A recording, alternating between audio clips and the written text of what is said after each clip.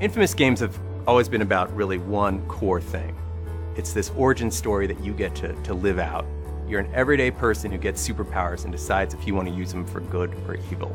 Infamous Second Son is the story of Delson Rowe. Delson is a 20-something Seattle kid who develops superhuman abilities. And he deals with how society is treating anybody with superhuman abilities. It's a situation where this group of Homeland Security type people, we call them the Department of Unified Protection, swarm into the city to eradicate all of the superhumans that are there.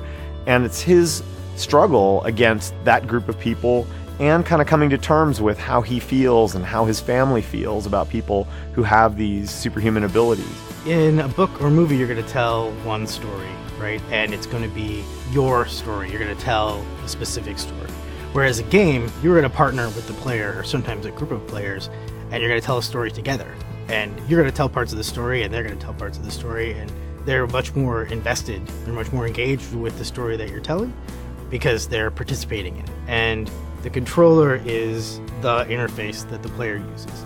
So the designer has video, they have audio, they have story and dialogue, they have all these tools for communicating with the player.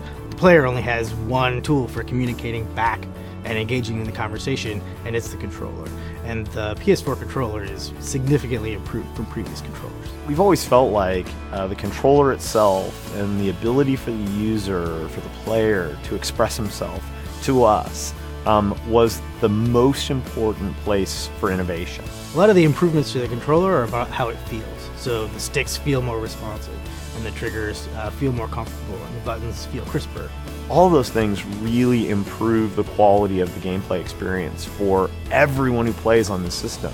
And I think that stuff is so incredibly important. It's kind of the foundation that you build the house on. If you get that wrong, you just can't get anywhere. And so I think it's really, really important what they've done with the controller. But then there's also some exciting new things that give us as game makers a chance to try and give players small but exciting new experiences. And our goal is really to examine that and say, how do we, again, compress the distance between what the player is doing and what's happening in the game? And so the example that I'll give is there's a test that's been created in the infamous Second Son universe to identify people who have the conduit gene, who could develop superhuman abilities. And that test requires a scanning of your finger. And so you have to go up, sort of like going through airport security, but you have to go up and place your finger and get scanned. Normally you would just have the player hit the triangle button or something, right? But with the PlayStation 4, you can actually have the player place their tip of their finger on the pad in exactly the motion that Delson is doing. That gives you a more direct experience. And again, we're not going to be having you press your finger during the entire game, but rather at these key moments, letting you express something in a direct way rather than in an indirect way. One of the things about Second Son I'm really excited to let players get their hands on are the controls. We've really streamlined them so that you can use any of your powers whenever you want in all sorts of different circumstances. So people will be comboing the uses of their powers and their moves and their attacks really fluidly. We actually went through and we completely revised the control scheme to make it easier to learn and also kind of more expressive when you're using your powers. In order to be a frontline next-gen game, you have to be next-gen on a bunch of axes, right? You have to, the first thing everybody looks at and thinks about is visual fidelity, and certainly that's an important part of it. And I think the thing that's so next-gen about this game is that all the next-gen things are kind of under the hood. You're not sitting there staring at a normal map. You're not sitting there staring at an amazing particle effect. No, you're looking at puddles, you're looking at rain, you're looking at a real building in front of you. It's also important that your AI and your particle systems and everything else have been stepped up. Our sound is all high dynamic range this time. Every single element of the game you have to turn over the rocks, change all of the underlying assumptions and improve them. That's what this business is.